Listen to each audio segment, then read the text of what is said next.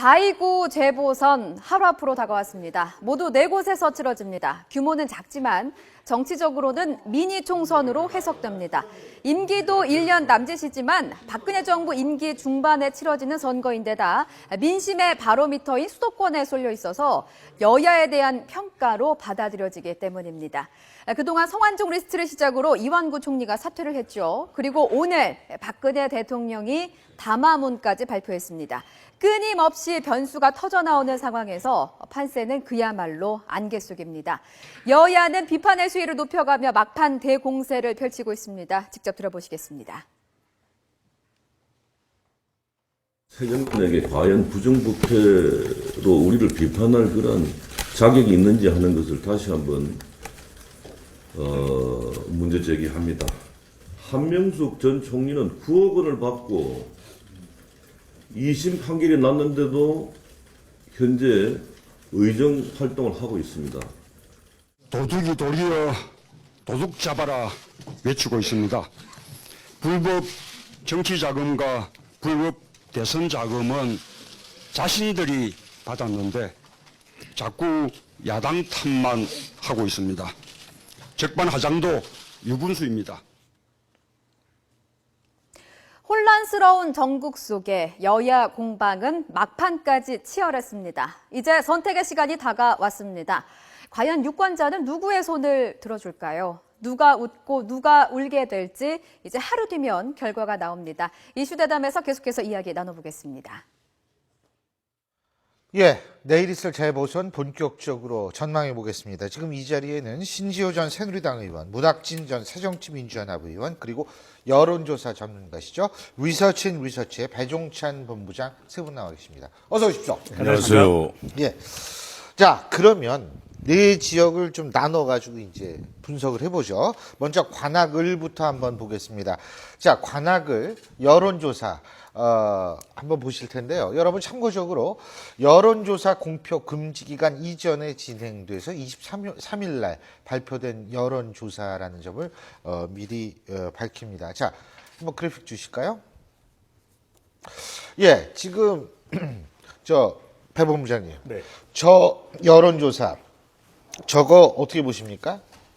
마지막 발표된 이 여론조사 결과를 보면 말 그대로 3자 후보가 박빙 구조입니다. 예. 이 구조가 성완종 리스트 파문이 지역구에 전달된 이후 시점인데도 불구하고 이 3자의 팽팽한 구도가 만들어지고 있지 않습니까? 어떻게 보면 이 지역만큼은 무엇보다도 재보궐선거의 특징을 고려할 때 야권 후보 두 인물의 팽팽한 지금 힘겨루기, 표분산 자체가 결과적으로 선거에 가장 중요한 이 관전 포인트가 되고 있는 것으로 보여집니다. 결국 재보궐선거는 낮은 투표율이라는 것 때문에 새누리당 후보는 이 재보궐선거의 어떤 보수 성향이 강한 연령대가 높은 사람들의 투표율을 그대로 유지해야 되고 야권 후보의 경우에는 지금 현재 관악을의 경우에는 한 후보가 다른 후보의 정정의 대결에서 정태호 또는 정동영 두 후보 중에 한 사람이 다른 후보의 야권표를 대체적으로 대부분 흡수해야만 선거의 판을 뒤집을 수 있는 바로 이 공식 선거운동 마지막 날 바라보는 분석이 되겠습니다. 예, 지금 오신환 후보가 저거에 보면 33.9%인데 제가 알기로는 그 신지호 의원께 여쭤보는 건데 관악을에서 말이에요. 네. 보수표가 대충 35% 정도로 얘기를 하고 있거든요. 정확하십니다. 그죠? 그리고 그 관악을에서의 예. 야권 분열은 이번이 처음이 아닙니다. 3년 전에 실시된 19대 총선 있지 않습니까? 예, 예. 그때 야권 무소속 통진당하고 김희철. 예. 근데 김희철 의원이 그 야권 후보, 그 이정희 그 후보가 될 때 뭐 여론조사 조작도 예. 있고, 그리고 나중에 이상규 후보가 야권 바뀌었죠. 단일 후보로 예. 나왔는데 그 과정에 대해서 반발하면서 무소속 출마를 했는데 김희철 전 의원은 관악구청장도 하시고 18대 국회의원 하신 분이에요. 예. 지역 기반 호남 출신이고 지역 기반이 굉장히 탄탄한. 그래서 야권 후보가 2명이고 그 당시에 오신환 후보가 나왔어요. 근데 3등이 김희철 후보 28.9%. 예. 엄청나잖아요. 그런데 오신환 후보 33%, 그 야권 단일 후보였던 통진당의 이상규 후보가 38%. 그러니까 1대2로 싸웠는데도 그 당시에 야당이 이겼다. 예. 그러니까 이 얘기는 뭐냐면 최근 며칠 전에 여론조사 서로 1등 한다라는 현수막 전쟁이 붙고 선관위에서 강제 철거 명령을 받고 예. 있는 게 뭐냐면요. 야권에 누가 1위인가가 굉장히 중요한 거예요. 그러니까 그거를 강조하기 위해서 선거법 위반 그렇게 무리하게 현수막 전쟁을 벌인 게 아닌가 보여집니다. 예. 어떻게 보세요? 문학진 의원께서. 관악을이라는 데가 뭐 수십 년 동안 지금 여당 새누리당 과거에 한나라당에 의석을 내준 적이 없는 없다 데죠. 그러더라고요. 그러니까 예. 야권 야당 지지세가 정말 이제 강고한 데라고 봐야죠. 근데 이번에 지금 뭐 33, 28, 29 뭐 이렇게 나오는데 저는요, 제가 조금 전에 어느 상가에서도 우리 당 관계자들 잠깐 얘기를 하고 오는 길인데, 사실은요, 좀 상가가 어렵게. 조문 가셨다 이거죠? 예. 또 무슨 어렵게. 낙원상가 전 아니, 예. 초상집. 초상이. 예. 전망들을 하기를 좀 어렵다 우리 입장에서 관악 같은데 이유는 뭐 신의원 얘기도 뭐 다소간에 뭐 일리는 있는데 크게 보면 저렇게 저렇게 쪼개지면 야권 분열하면 내가 보기에는 그리고 저희가 보기에는 쉽지 않다 이렇게 보는 거예요. 근데 신 의원님 말씀은 저기 항상 쪼개져도 됐다는 거 아니에요? 지난번에 근데 쪼개져도 됐고요. 그거는 지난번 아마 한 번이었을 거예요. 과거에 그런 일은 없었을 겁니다. 그래서 대개 이 상식적으로 볼 때 그리고 야권 표가 이렇게 분열이 되면요, 야권 지지하는 사람들이 사실은 흥이 나서 투표장에 좀 잘 안 가려는 그런 경향이 생기죠. 더더군다나 이 재보선은 투표율이 낮잖아요. 누가 더 자기 지지층을 투표장으로 이끌어내느냐. 예. 이게 굉장히 중요하죠. 제가 옛날에 2002년 88 재선거 제 직접 당사자이기도 합니다. 굉장히 중요해요. 자기 지지층 끌어내기. 그런데 야권이 이렇게 분열되면 이게 선거라는 게 이 분위기를 타는 이게 굉장히 있잖아요. 밴드웨건 뭐 이런 거 있잖아요. 될 때 이렇게 몰아주고 하는데 야, 이거 분열돼서 되겠니? 이렇게 되면 분위기가 그렇게 잡히면 공기가 그렇게 잡히면 좀 어려워지지요. 의원님이 좀 엄살을 피시는 것 같은데 이제 이렇습니다. 저기 서울에 48개 국회의원 선거구가 있는데요. 저희 새누리당 입장에서 보면요. 제일 당선되기 어려운데 1번이 관악을입니다. 이거는 뭐 서울에서 그 국회의원 해본 사람들은 다들 인정하는 바고요. 그 다음에 2000 몇 년이죠. 그 박근혜 당시 대표가 이 커터칼 테러 당해가지고요. 2006년. 2006년 지방선거에. 그래갖고 오세훈 후보가 그냥 그 당시에 누구죠? 그 강금실 후보한테 큰 차이로 이기고 그냥 서울 전체를 쓸었어요. 25개 구청장 선거인데요. 유일하게 하나 못 이긴 데가 관악이었어요. 그러니까 관악이라는 데가 그만큼 새누리당에게는 힘든 곳인 것만큼 분명합니다. 그렇죠. 40%가 제가 알기로는 호남 출신이 40%로 알고 있는데. 자, 네, 박 추정이 본부장님 됩니다. 어떻게 보십니까? 이 두 분의 의견. 네, 이 지역 여전히 뭐 판세는 오리무중이기는 합니다만은 19대 총선 같은 경우에는 당시에 이 대선을 앞두고 있는 2012년 총선이었기 때문에 상당히 어떤 정권 심판, 총선만큼은 더군다나 이 서울 그리고 이 야권이 강세 지역 13대부터 17대까지 이 이해찬 전 국무총리가 지역구 의원을 차지했던 지역이었는데요. 근데 19대 때는 조금 달랐던 것이 당시 이 야권 단일화를 하면서 통합진보당의 구통합진보당입니다. 이상규 후보가 이 38.24% 그리고 새누리당의 지금 이번에도 재보궐선거에 출마하고 있는 오신환 후보가 이 33.28% 정확하게 5%포인트 이겼습니다. 이때 김희철 무소속 전 관악구청장은 바로 개인 정도의 득표만 얻었다라고 하는 것이거든요. 그런데 당시 김희철 무소속 후보의 성격과 이상규 단일화된 구 통진당 후보의 성격은 판이하게 달랐습니다. 하지만 이번은 바로 야야 간의 대결이 아주 새정치민주연합 그리고 무소속이긴 하지만 정동영 후보의 성격이 상당히 겹친다라는 것이거든요.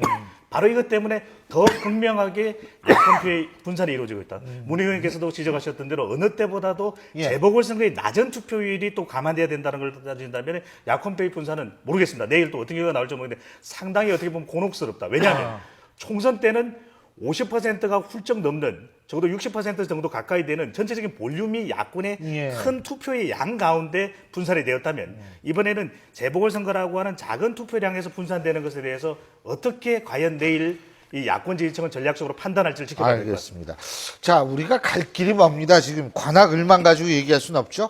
또 다른 뜨거운 격전지입니다. 광주 서구을 가보겠습니다. 자, 그래프 주시죠.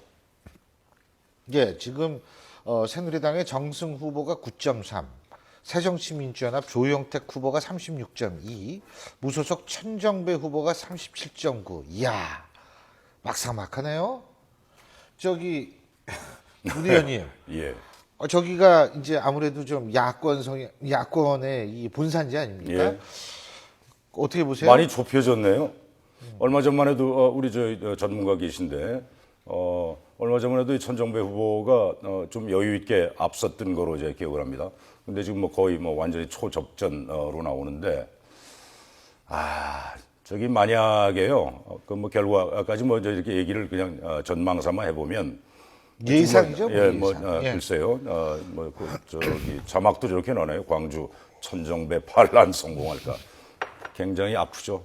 새정치민주연합으로 봐서는 맞으면 이 본산인 데인데 광주 뭐 광주 정신 뭐 얘기하지 않습니까? 이 제1야당 새정치민주연합이 공천한 후보가 만약에 광주에서 떨어지면 그 여파가 만만치 않겠죠. 상당할 겁니다. 그거는 제가 제일 마지막에 여쭤볼 예, 거예요. 예, 예, 신 의원님, 네.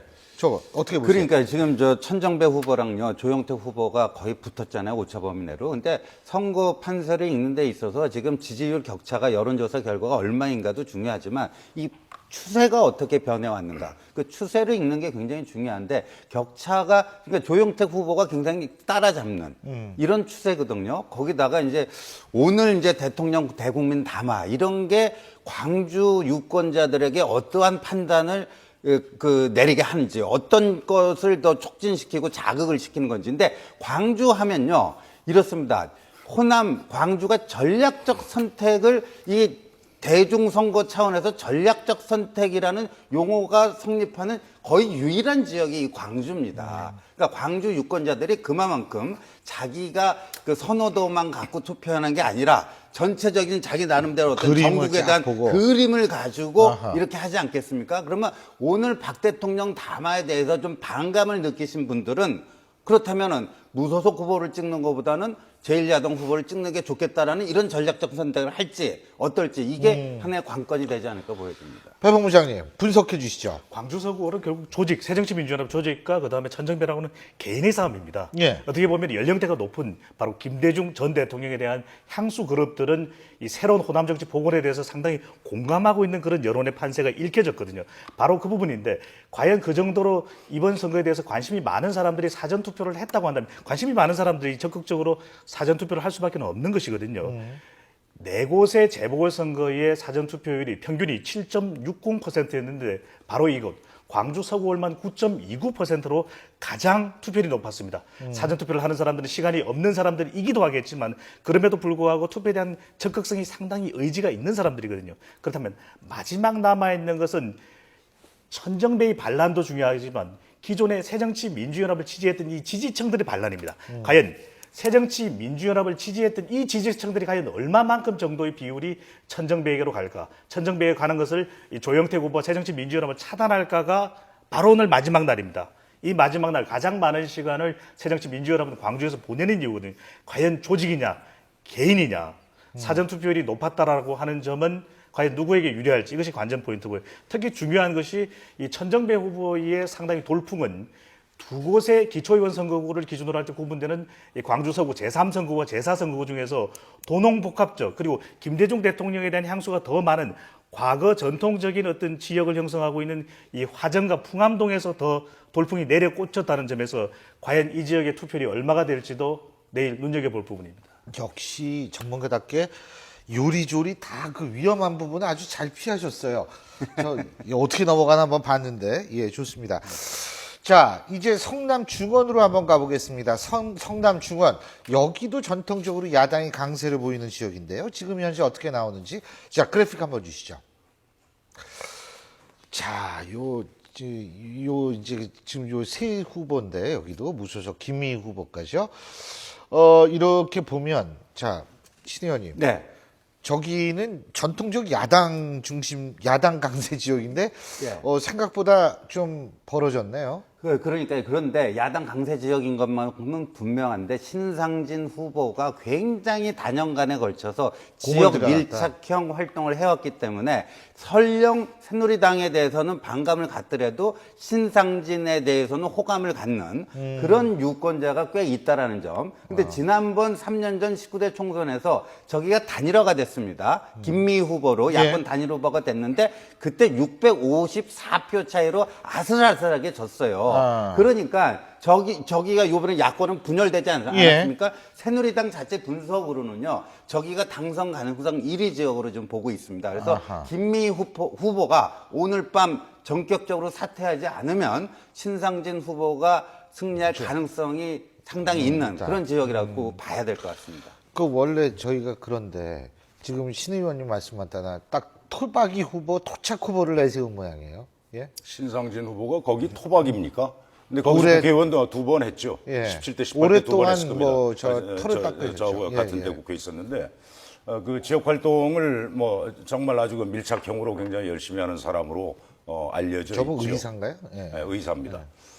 그런데 지금 저 수치, 그 여론조사 수치에도 나오는데 그 저희 성남 중원도 과거에는 야권, 야당 그렇죠. 텃밭이었어요. 예. 그대로 보면 그냥 단순 합산하면 다시 한번 CG 보여주시겠어요? 단순 합산하면은 정완석, 김미희 합치면은 47.2잖아요. 그죠? 신상진 그렇죠. 46.0이죠. 예. 야권 표가 많습니다.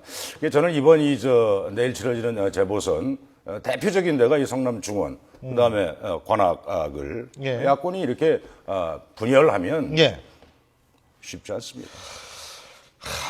배 본부장님 쉽지 않아요. 쉽지 않으시대요. 성남 중원입니다.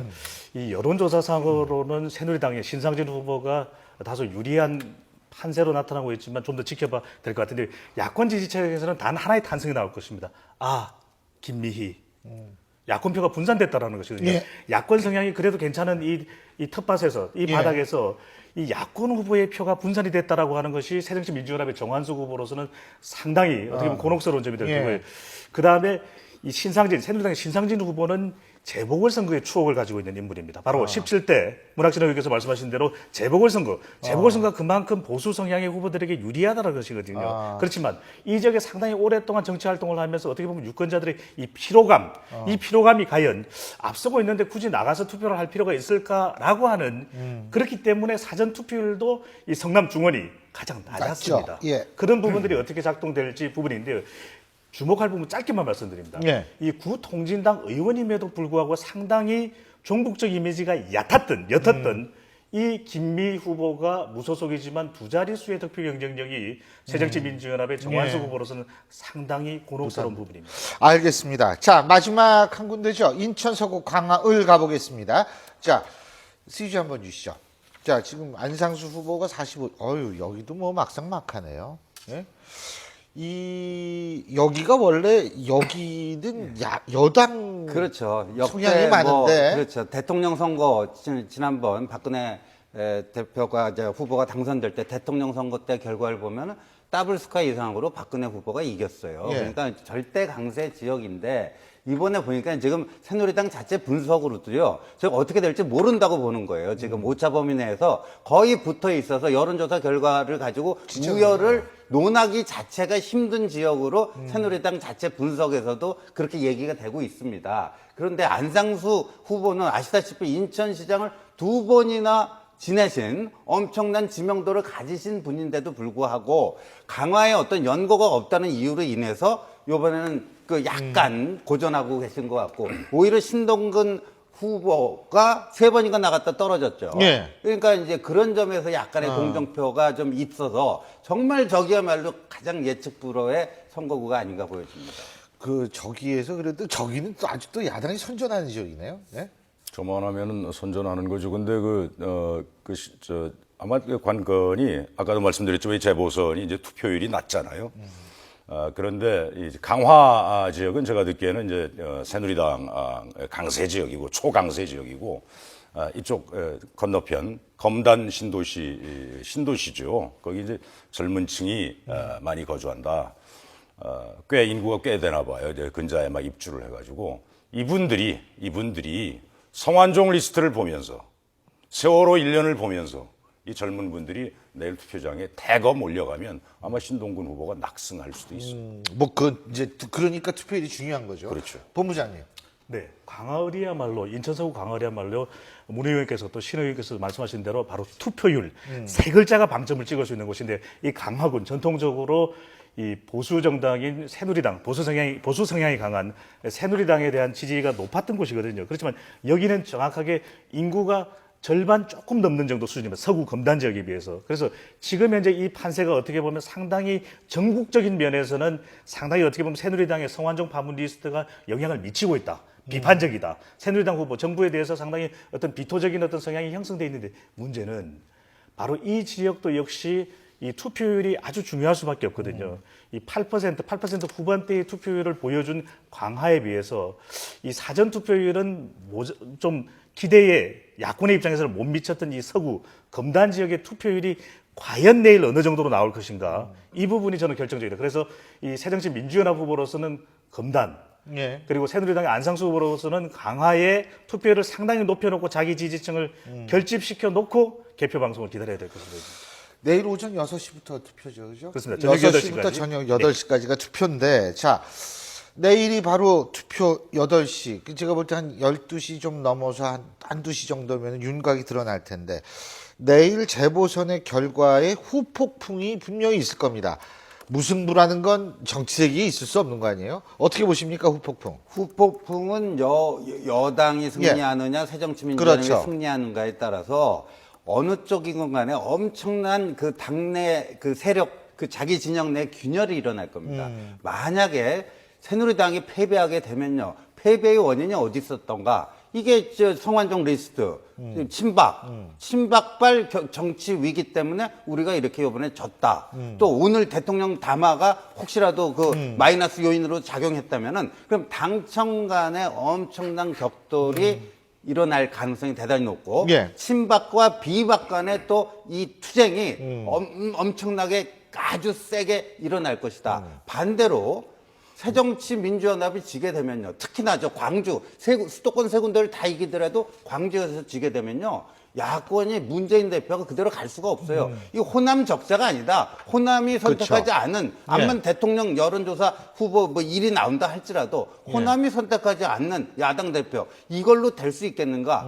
내년 총선 대비해서 호남 신당 만들어야 된다. 그 비노 진영에서 또 그 문재인 대표를 흔들어 댈 예. 거예요. 그러니까 어느 곳이건 간에 엄청난 자기 진영 내 균열 그런 점에서 알겠습니다. 오늘 밤이야말로 정말 폭풍 전야인 것 같습니다. 예, 문 의원님. 제가 좀 말씀드리면 여당이 승리할 경우 저는 바로 그 작년 예를 들어서 말씀을 드리고 예. 싶은데 작년 4월 16일 날 세월호 참사가 있었잖아요. 예. 그리고 6.4 지방선거 730 재보선 예. 치러졌습니까?